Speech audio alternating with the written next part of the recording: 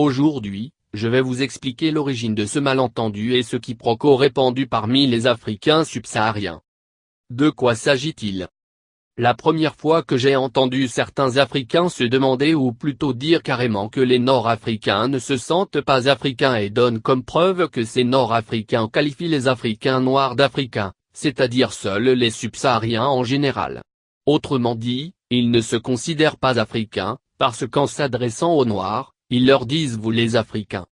Pourtant, je n'ai jamais eu l'intention ni la volonté de répondre à ce malentendu sur les réseaux sociaux croyant que seuls les Africains mal instruits, jusqu'au jour où j'ai lu sur le post d'un Togolais d'un certain niveau d'instruction et qui a vécu aux États-Unis, raconter avec étonnement sur sa page Facebook une histoire qui lui est arrivée au Cap-Vert.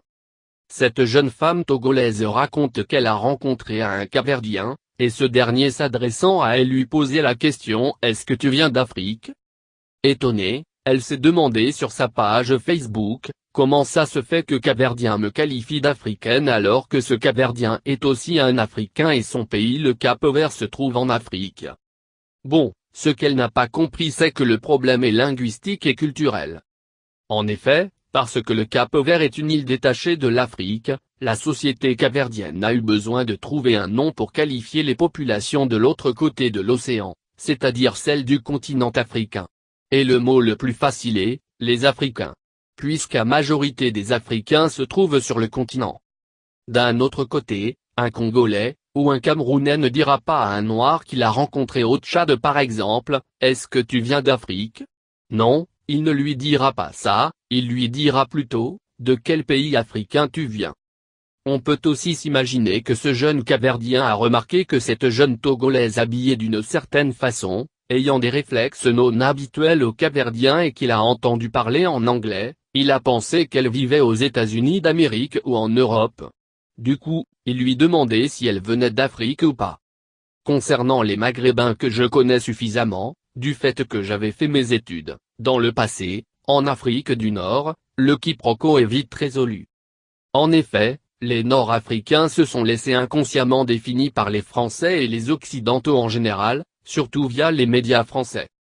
Les journalistes français qualifient les Nord-Africains de Maghrébins, alors que ces mêmes journalistes qualifient d'Africains, les seuls subsahariens. Donc, le Maghrébin qualifiera tout naturellement le subsaharien d'Africain. Voilà, tout est dit. On trouve le même problème de la définition par l'autre, chez les afrocentristes de la diaspora. Ces derniers se sont laissés définir, empoisonnés, par les blancs racistes européens qui les excluaient de la société européenne parce qu'ils étaient noirs, en leur disant un vrai français, belge, italien est un blanc et non noir. Donc les noirs, vous ne serez jamais français ou autre.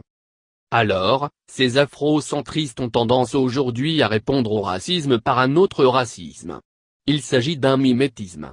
Quand les Européens leur disent « Nous avons inventé ceci et cela », les afrocentristes remontent à l'histoire et leur ressortent l'Égypte antique et les différents empires africains.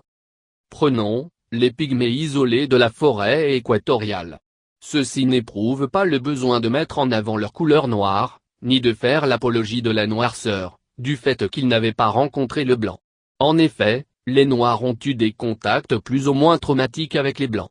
La rencontre des Noirs avec les Blancs a fait apparaître un ensemble d'illusions et de malentendus, dont les séquelles sont encore visibles aujourd'hui.